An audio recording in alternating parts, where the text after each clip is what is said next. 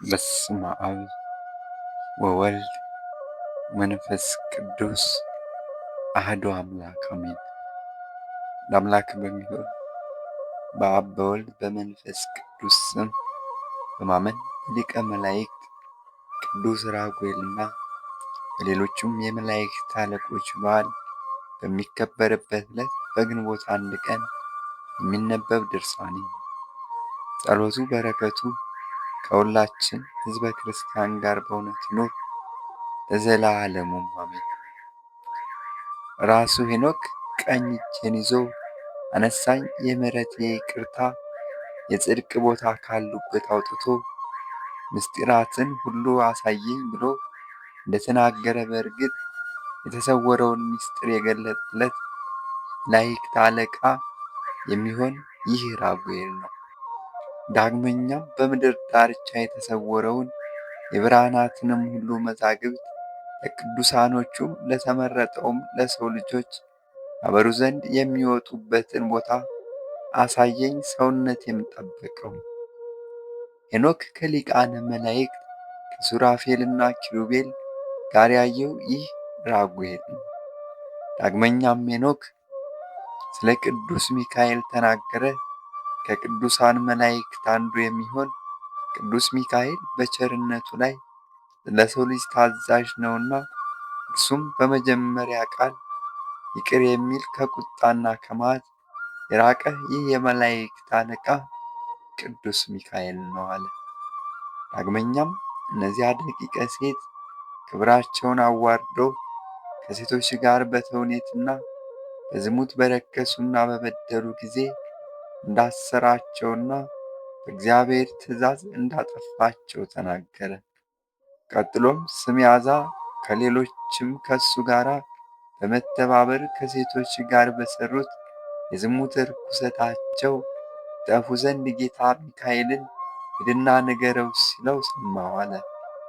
እነዚህ ሰብአውያን ትውልድ ከገደሉ በታች ባለው ቆላ ፍርዳቸውን እስኪቀበሉ ድረስ ሰራቸው ዋዛና ዘፈንን ተውነትንም የሚወዱ ሰዎችን ሁሉ የደቂቀ ሴትንም ልጆች አጥፋቸው፣ በምድር ያሉ ሰዎችን አስተዋልና ለእውነተኛ ክብር ለበረከት በሚሆን ገንዘብ በደስታ ተተክለው ለዘላለም የጽድቅና የቅንነት ተክሎች ለምልመው ይታዩ ዘንድ ግፍና ክፉ ሥራዎችን ሁሉ ከምድር ገጽ ላይ አጥፋ፣ ፈጽሞም አስወገደ።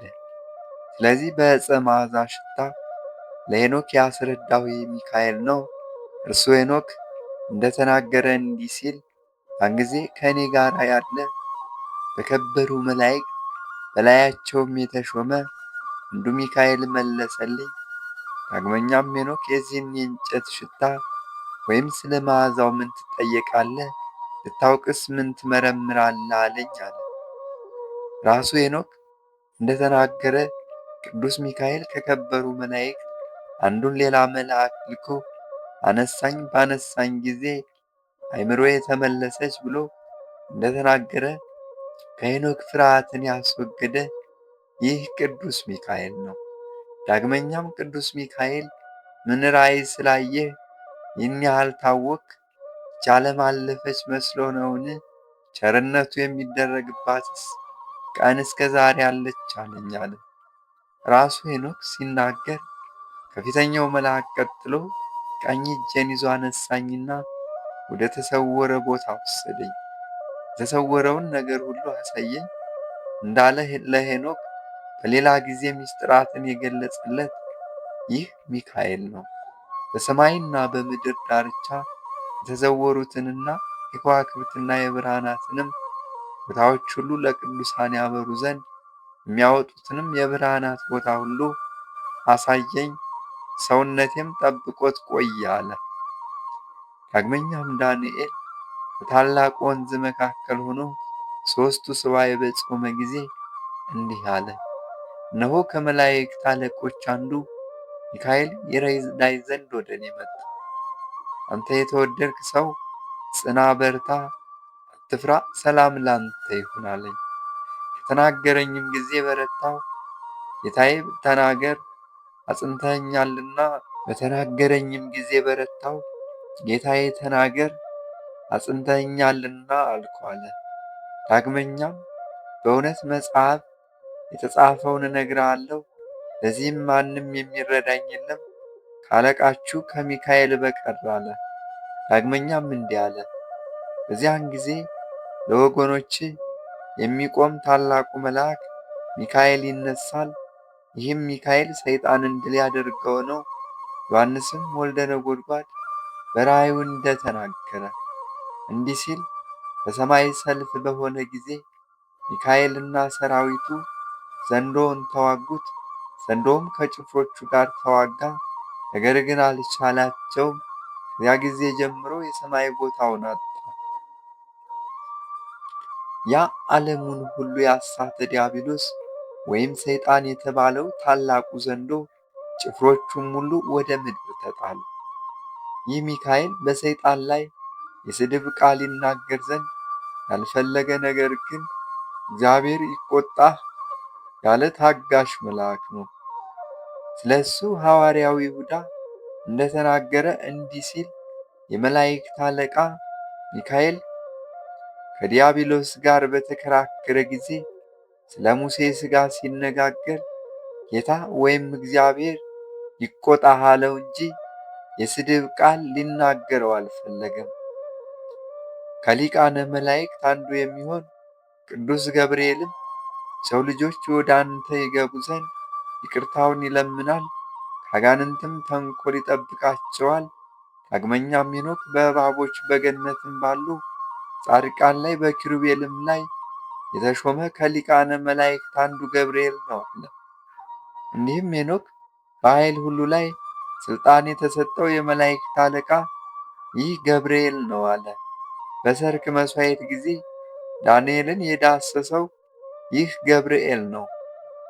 ራሱ ዳንኤል እንደተናገረ ከፈጣሪ ጋር በጸሎት ስንነጋገር አስቀድሜ በራእይ አይቼው የነበረውን ሰው ገብርኤል እየበረረ መጥቶ በሰርክ መሥዋዕት ጊዜ ዳሰሰኝ አለ። ዳንኤል ሆይ ጥበብና ማስተዋልን አሳድርብ ዘንድ መጥቻለሁ ሲል ተናገረኝ፣ አስተማረኝም። ለዳንኤል ራእይን የገለጸለት ይህ ገብርኤል ነው። ዳንኤልም በውባል ወንዝ መካከል ለዚህ ሰው አስታወቀው ብሎ የሚጮኸውን የሰው ድምፅ ሰማው። ይህም ራእዩን የገለጽኩልህ እኔ ገብርኤል ነኝ አለ። ሄኖክ ስለ ገብርኤል እንደተናገረው እግዚአብሔርም ገብርኤልን ወደ ተናቁ ሰዎችና ወደ አመንዝራዎች ልጆች ሂድ፣ የአመንዝራዎችንም ልጆችና ለኃጢአት የሚተጉ የሴትንም ልጆች ከሰው ለይታ አጥፋቸው ያለው ይህ ገብርኤል ነው። በእግዚአብሔር ፊት የምቆም እኔ ገብርኤል ነኝ። ስለዚህም የምሥራች ነግርና አበስር ዘንድ ወደ አንተ ተልኬአለሁ በማለት ለዘካርያስ የተገለጸለት ይህ ገብርኤል ነው። እነሆ ከላይ የነገርኩህ እስኪሆን ድረስ ዲዳ ትሆናለህ፣ መናገርም አይቻልህም። ዘመኑ ወይም ጊዜው ሲደርስ የሚፈጸመውን ነገር የነገርኩህን አላመንክምና ያለው ይህ ገብርኤል ነው። እነሆ ገብርኤል ለዘካርያስ እንደነገረው ነገሩ ደረሰ፣ ተፈጸመ። የቅዱስ ራጉኤል ጸሎትና በረከቱ ከሁላችን ጋር ለዘላለሙ ይኖር አሜን። በግንቦት ወር የሚነበብ የነቢዩ ኤልያስ ድርሳን ነው። የአምላኩ በረከት ከእኛ ጋር ይሁን ለዘላለሙም አሜን። ከዚህ በኋላ በጦርነት አሸናፊ የሆነ ኤልያስ ንጉሥ አክዓብን ከእንግዲህ ሂድና ብላ ጠጣ፣ የዝናብ ድምፅ ተሰምቷልና አለ። አክዓብም ይበላና ይጠጣ ዘንድ ወጣ። ኤልያስ ግን ወደ ቀርሜሎስ ተራራ ወጣ፣ ወደ ምድርም ሰገደ፣ ራሱንም ከጉልበቱ አደረገው። ሲጸልይም ወዳጁን ውጣና ወደ ባሕር ተመልከት አለው። ይህ ልጅም ተመለከተና ወደ ኤልያስ ተመለሰ። የማየው ምንም ነገር የለም አለ። ኤልያስም 7 ጊዜ ተመልከት አለው። ልጁም 7 ጊዜ ተመላለሰ። በሰባተኛው መጣና የሰው ተረከዝ የምታክል ትንሽ ደመና ተመለከተ። ከባሕርም ውሃን ትቀዳ ነበር። የሰባተኛው ዓመት እኩሌታ የኤልያስ ልቦና ከዓመት ወደ ምሕረት ተመልሷልና የኤልያስ ልቦና ከመዓት ወደ ምሕረት ተመልሷልና። የልጅም ለኤልያስ ነገረው። ኤልያስም ዝናብ እንዳያገኘው ሂድና በሰረገላ ይሄድ ዘንድ ለአክዓብ ንገረው አለው። ከዚህ በኋላ መልእክተኛው ወደ ዱር የወጣ ካለ ወደ ቤቱ ይግባ፣ እንስሳ ያለውም ከ7 ዓመት እኩሌታ ከ3 ዓመት ተኩል በኋላ ከመጣ ከዝናቡ እንጥብጣቢ ኃይል የተነሳ እንዳይጠፋ ይሰብስብ እያለ ለሁሉም አዳረሰ። አክዓብ በሰረገላው ላይ ተጭኖ ከእስራኤል ጋር ሄደ። የእግዚአብሔር እጅም ወደ ኤልያስ መጣ፣ ወገቡንም በኃይል አስታጠቀው። በአክዓብም ፊት ሮጠ፣ ወደ ቤትም ለመድረስ ቀደመው። ከዚህ በኋላ ወዲያና ወዲህ እስከሚመላለሱ ድረስ ሰማዩ በደመና ጠቆረ። አውሎ ንፋስ መጣና ዝናብ ወረደ። ከ3 ዓመት ከ6 ወር በፊት የተዘራውም በቀለ፣ ደርቆም ለመታጨድ ደረሰ። 2 ዓመት የሆነው እሸት ሆነ፣ 1 ዓመት የሆነውም ዝርዝር ሆነ፣ 6 ወር የሆነውም ቡቃያ ሆነ። ምንጮቹም እንደየአቅማቸው በውሃ ተሞሉ፣ ውሃዎችም ፈሰሱ። የደስታው ዘመንም ደረሰ። ክፉንም ዘመን ባዩት ፈንታም ፈጽመው ተደሰቱ። ወንድሞቼ ሆይ ረሃቡ ዘመን መጨረሻ የዝናብን ውሃ ተሸክማ የታየችን የዚችን ደመና ምሳሌ ስሙ። ይህች 5500 የዘመነ ኩነኔ ሲፈጸም ከሐና ከኢያቄም ወገብ የወጣች በቅድስት ድንግል ማርያም ትመሰላለች። ይህም ሰይጣን በሰው ልጆች ሁሉ ስለተበረታታ ከእግዚአብሔር የመራቅ ዘመን ነው። በዚህ የረሃብ ዘመን ሰዎች በችግር በሐዘንና በስቃይ ነበሩ። ይዘራሉ፣ ነገር ግን ልብን የምታስደስት ይቺ ደመና እስከታየችበት ጊዜ ድረስ ለቅመው ወደ ቤታቸው አልሰበሰቡምና። እንደዚሁ ሁሉ ሐናና ኢያቄም በመናቅ በመሰደብ በለቅሶ በጭንቀት ቆዩ። እነርሱ በሕጋዊ ጋብቻ ተጋብተው ለስማቸው መጠሪያ ዘር አላገኙምና። ቅድስት ድንግል ማርያምን በወለዱ ጊዜ ግን ልቦናቸው ተደሰተ። ይቺ ደመናም መጠኗ የሰው ጫማ የምታክል ትንሽ ነበረች። ከእርሷ የተገኘው ዝናብ ግን መሬትን ሁሉ ሞላ። ሐዘኑ እስከሚረሳ በረከቱ እስከሚሞላ ድረስም ከምንጮች ጀምሮ እስከ ዓለም ዳርቻ ድረስ ደረሰ። እንዲሁም ሁሉ ቅድስት ድንግል ማርያምም ታናሽ ሙሽራ ትንሽ አካል ስትሆን ዓለም ሊሸከመው የማይችለውን ተሸከመችው። በመወለዱም ደስታ በምድር ሁሉ ተዳረሰች። ምስጋናውም ምድርን ሞላ። በመወለዱ የዱር እጽዋት የበረከትን ፍሬ አፍርተዋልና። ያን ጊዜም ሙሴ በትንቢቱ የተናገረው ተፈጸመ። እግዚአብሔር በመጀመሪያና በኋላ እንደ ክረምት ዝናብ ይመጣል፣ እንደ ጎህም የተገባ ሆኖ አገኘው ብሏልና። ስለዚህም የቅድስት ቤተ ክርስቲያን መምህራን የኤልያስ ደመና አሏት። ሰማይን ከለጎመ ዳግመኛም ዝናብን ይሰጥ ዘንድ ከለመነ ከኤልያስ ጋር ጸጋ ላላቸው ሰላማቸው የሆንሽ ማርያም ሆይ አንድነታችንን ትባርኪ ዘንድ በብርሃን ሰረገላ ነይ። የሚነድ እሳትን አፍ መሳም የቻሉ ከንፈሮች ምስጋና ከማር ይልቅ ይጣፍጣል ይበሉኝ። ወደ ቀደመው ነገር እንመለስ። አክዓብም ኤልያስ የኀፍረት ነቢያትን በጦርና በሰይፍ እንዳስገደለ ያደረገውን ሁሉ ለሚስቱ ለኤልዛቤል ነገራት። ኤልዛቤልም አንተ ኤልያስ ከሆንክ እኔ ኤልዛቤል አይደለሁም ብላ ወደ ኤልያስ ላከች ማለችም። ራሷንም ረገመች።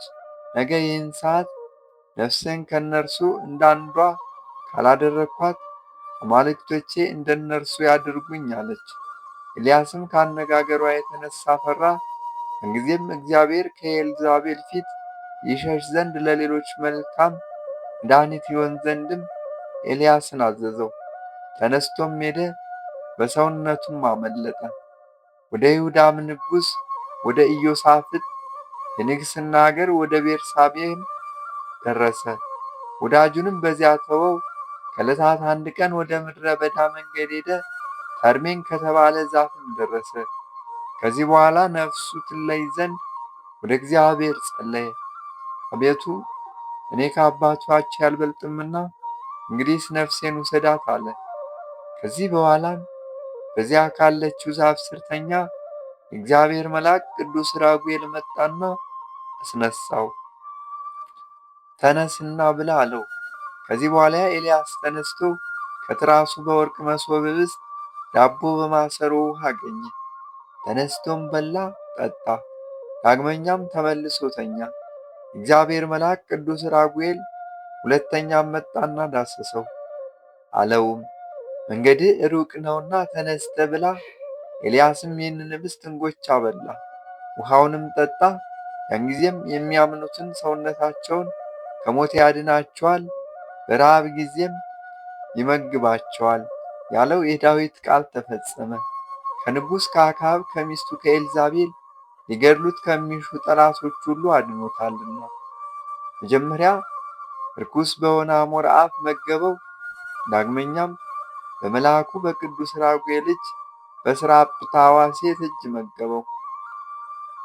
ይህችን መሶበ ወርቅም የብህንሳው ሊቀ ጳጳስ አባ ሕርያቆስ አስታወሳት።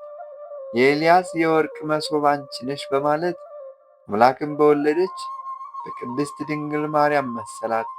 ኤልያስም ከበላና ከጠጣ በኋላ ተነስቶ 40 ቀንና 40 ሌሊት በዚህ ምግብ ኃይል እስከ ኮረቤ ተራራ ድረስ ሄደ። ወንጌላዊ ዮሐንስም እለ አትቀርፋ በተባለው መጽሐፍ ምስክር ሆነ። ትርጓሜውም ታምረ ኢየሱስ ማለት ነው። ይህም የወንጌል ትርፉ ወይም ቅሬቱ ነው። ኒቆዲሞስም ስለ ሰንበት በጠየቀው ጊዜ ጌታችን መምህር ሆይ መቼ ታደርጋለህ አለው። ጌታችን ኢየሱስ ክርስቶስም በሰንበት ቀን ይህንን መዓት አዛለሁ፣ ወደ እናንተም ይመለሳል አለው። ኒቆዲሞስም ጌታዬ ሆይ በሰንበት መስራት ይቻላልን አለው። ጌታ ኢየሱስም ኒቆዲሞስን እስኪ አንተ ፍረድ፣ ሰውነትህ ትሙትን ወይስ ትዳን አለው። ኒቆዲሞስም ጌታዬ ሆይ ከሞትስ መዳን ይሻላል አለው። ጌታ ኢየሱስም የሰንበት ገዥዋ የሰው ልጅ ነውና በሰንበት የሰለጠነ ስለሆነም በሰንበት የወደደውን ያደርጋል። ሰንበት ስለ ሰው ተፈጠረች፣ ሰው ግን ስለ ሰንበት አልተፈጠረምና አለ። ለሰው ልጅ ለክርስቶስ በሰንበት ቀን የብዙዎችን ነፍስ ያድን ዘንድ በሰማይም በምድርም ስልጣን አለውና። ኒቆዲሞስ ሆይ ነቢያትን ከገደለች ከንግሥት ኤልዛቤል ፊት ነቢዩ ኤልያስን ያዘዝኩት እኔ እንደሆንኩ አታውቅምን? 40 ቀንና 40 ሌሊት ሰንበቱንም ጨምሮ ተጓዘ። ለቃሌ በመታዘዙ ጥፋት አልሆነበትም። ከንጉሡ ከአክዓብና ከንግሥቲቱ ከኤልዛቤል እጅ አዳንኩት አለው። ኒቆዲሞስም ይህንን ነገር ከጌታችን ከኢየሱስ ክርስቶስ በሰማ ጊዜ አደነቀ። 20 ዓመት እንደሆነው ልጅ የልጅ አነጋገር አይደለም አለ። 16 ወንድሞቼ ሆይ ከአበይት ነቢያት አንዱ የሆነው የዚህ ታላቅ ነቢይ ገናናነት ክብሩም ከሐዋርያት እንደማያንስ አስተውሉ። በመላእክት እጅ ከሰማይ የወረደው ኃይልም የሆነው የተመገበው ኅብስት የጠጣው ውሃ እንደ ክርስቶስ ሥጋና ደም ተቆጠረለት። ሥጋዬን የበላ ደሜን የጠጣ ከእኔ ጋር ይኖራል ያለው ዳግመኛም ይህንን ኅብስት የበላ የዘላለም ሕይወት ያገኛል እንጂ አይሞትም በማለት ጌታችን በወንጌሉ የተናገረው ተፈጸመ። ኤልያስም ሳያርፍ ሳይበላ ሳይጠጣ በዚህ ኅብስት ኃይል ብቻ ለ40 ቀን ያህል ተጓዘ። ከእርሱ በኋላ ለሚነሱ ከተቀደሰው ምስጢር ለሚቀበሉ ጻድቃን ምሳሌ ሆናቸው። በእርሱ አማካኝነት ወደ ሰማይ አረገ። እስከ ዓለም ፍጻሜ ድረስም ሕይወትን አገኘ። ወደ መጀመሪያው ቃል እንመለስ። ወደ ኮሬብ ተራራ በደረሰ ጊዜ ወደ ዋሻው ገባ፣ በዚያም አደረ። የእግዚአብሔር ቃልም ወደ እርሱ መጣ። ቴስብያዊው ኤልያስ ሆይ ከዚህ ምን አመጣህ አለው። ኤልያስም ሁሉን ለሚገዛ እግዚአብሔር መቅናት ቀናው፣ የእስራኤል ልጆች መሠዊያውን አፈረሱ፣ ነቢያትንም በጦር ገደሉ። እኔም ብቻዬን ቀረው፣ ይገድሏት ዘንድ ሰውነቴን ይሿታል አለው። ነገ ውጣና በእግዚአብሔር ፊት ቁም፣ እግዚአብሔር በዚህ ተራራ ያልፋል፣ በፊቱም ተራራውን የሚያፈራርስ ታላቅ ነፋስ ይመጣል፣ በእግዚአብሔር ፊትም ዓለቱን ሁሉ ይሰነጥቃል። በዚህ ነፋስ ውስጥም እግዚአብሔር የለም።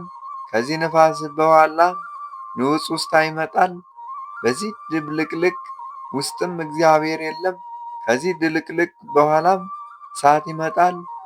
በዚህ እሳት ውስጥም እግዚአብሔር የለም አለው። ኤልያስም በጠዋት ወጣና በተራራው ላይ ቆመ።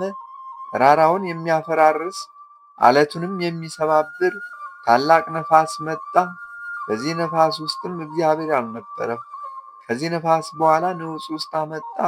ከዚህ ንውፅ ውስጥ በኋላ እሳት መጣ። ከዚህ እሳት በኋላም አስቀድሞ የሚያፏጭ ቀጭን ቃል ይመጣል እንዳለው ከዚህ እሳት በኋላ እንደሚያፏጭ ሰው ድምፅ ያለ ቀጭን ቃል መጣ። በዚያም እግዚአብሔር ነበረ። ኤልያስም በሰማ ጊዜ በመጎናጸፊያይቱ ሸፈነ። ከዚህ በኋላ ከዋሻው ወጥቶ ቆመ። ቃልም ወደ እርሱ መጣ። ቴስብያዊው ኤልያስ ሆይ ከዚህ ለምን መጣህ? አለው።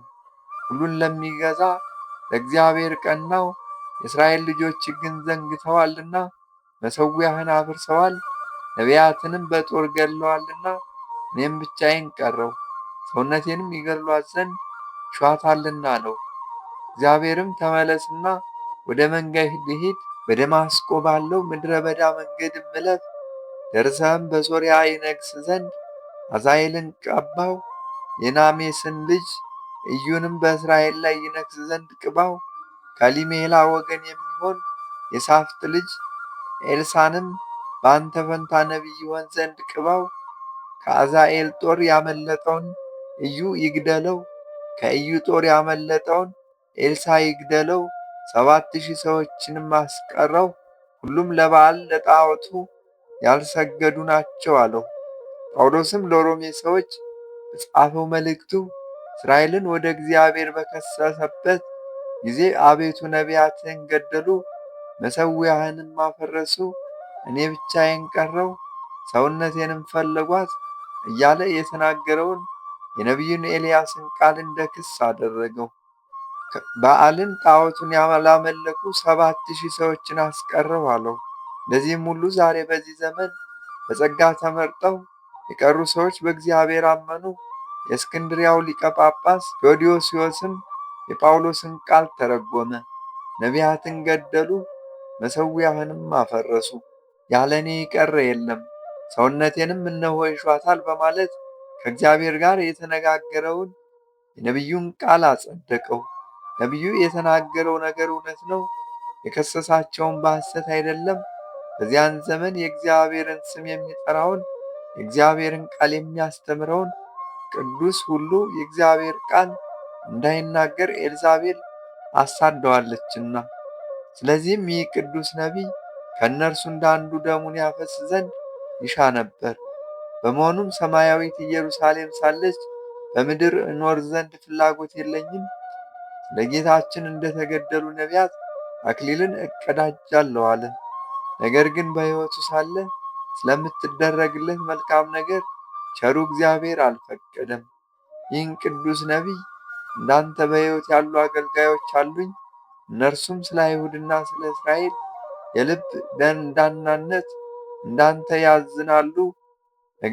ነገር ግን እስከምትከራከርልኝ ድረስ ይገድሉ ዘንድ አልተዋቸውም። ዛሬ በዚህ ዘመን አንገቱ በደነደነ በዚህ ሕዝብ ላይ ምስክር ሁን። ለጻድቃንና ለኃጥአን ድርሻ ይሆን ዘንድ በፈጠርኩት ፍጥረት ሁሉ ምስክር ትሆናለህ። ቅድስት ከሆነች ድንግል ሰው እሆን ዘንድ በምድር ካሉ ከሰው ልጆች ጋር አድር ዘንድም እመጣለሁ አለኝ። በሥርዓቱም በሕግ የተጻፈውን ነገር እፈጽማለሁ።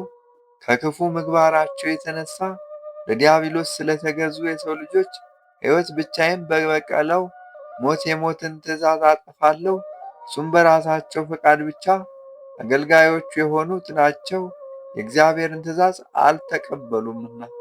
ወዳጄ ምእመን ሆይ ስለዚህ ነቢይ የምነግርህን ስማ፣ አስተውልም።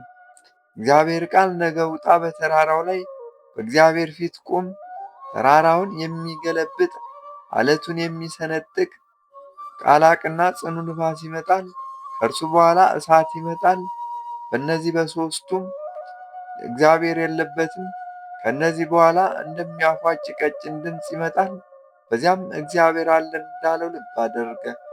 የነገሩ ትርጓሜም አንተ በሥጋ በሕይወት እያለህ በነፋስ በንውጽውጽታ በእሳት ወደ እኔ አሳርግሃለሁ ሲለው ነው።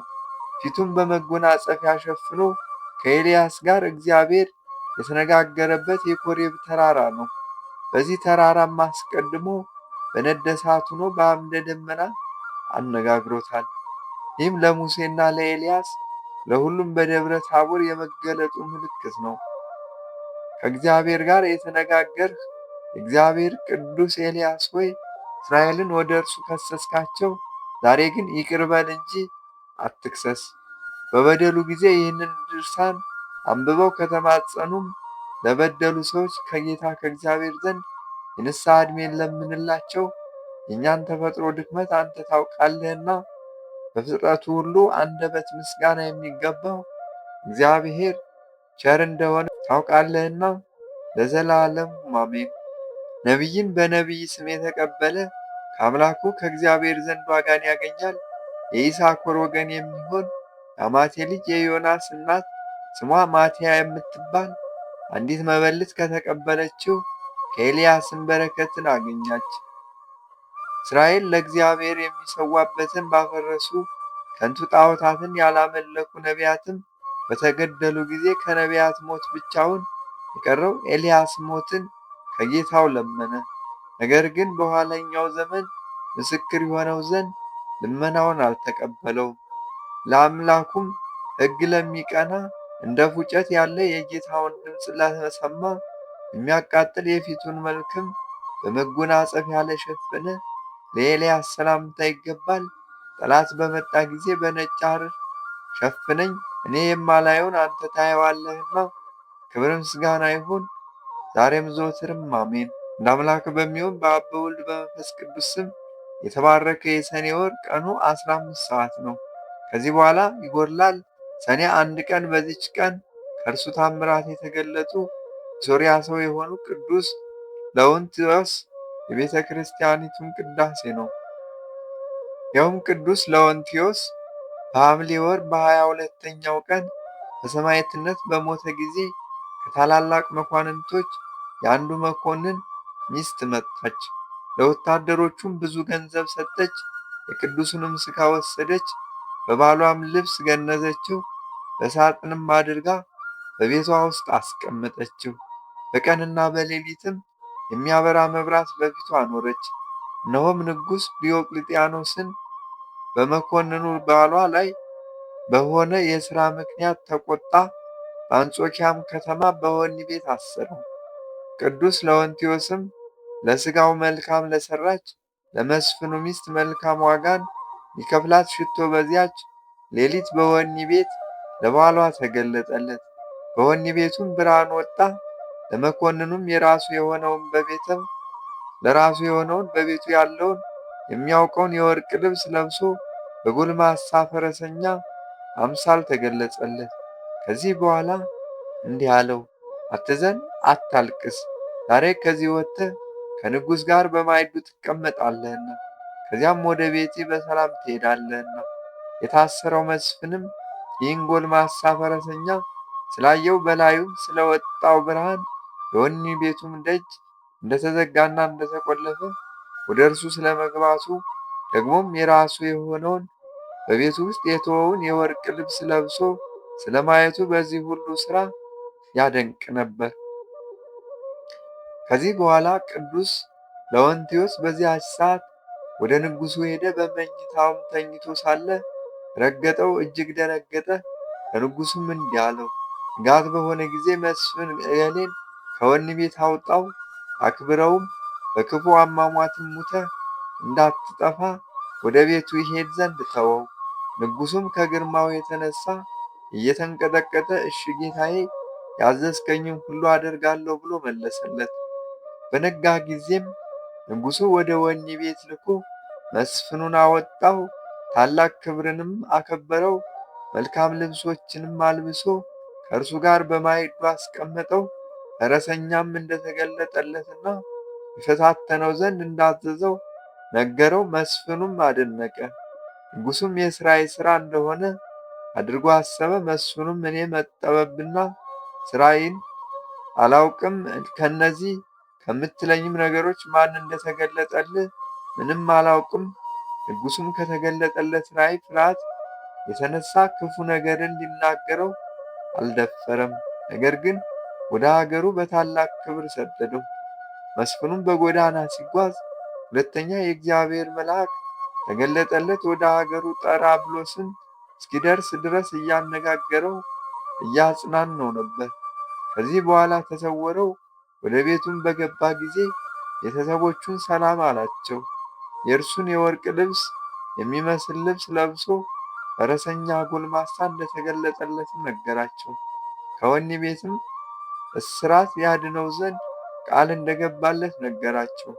ሚስቱም ያዳነው ቅዱስ ለወንቲዮስ እንደሆነ አውቃ ብታየው ታውቀዋለህን? አለችው። አዎን አላት። ከዚያም ቅዱስ ለወንቲዮስ ስዕል ወዳለበት ቦታ አስገባችው። አይቶም የተገለጠልኝ በእውነት ይህ ነው አለ።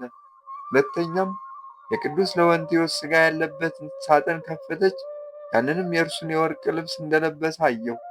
የፊቱንም መሸፈኛ ገለጠ። የተገለጠለትና ከእስራት ያዳነው እርሱ እንደሆነ ተረዳ። መስፍኑም ማን እንደሆነ ስለ እርሱ ሚስቱን ጠየቃት። እሷም የቅዱስ ለወንቲዮስ ገድል ነገረችው።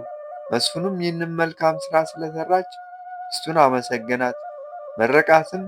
የተመሰገነ እግዚአብሔርንም በቅዱሳኑ ላይ አድሮ ድንቅ ሥራ ስለሚሠራ አመሰገነው። መብራትና ማዕጠንትም እንዳይለየው ሚስቱን አዘዛት።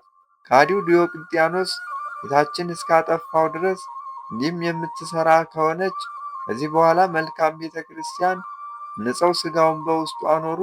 በዚህች ዕለትም ካከበሯት ከሥጋውም ብዙዎች ድንቆች ታምራት ተገለጹ።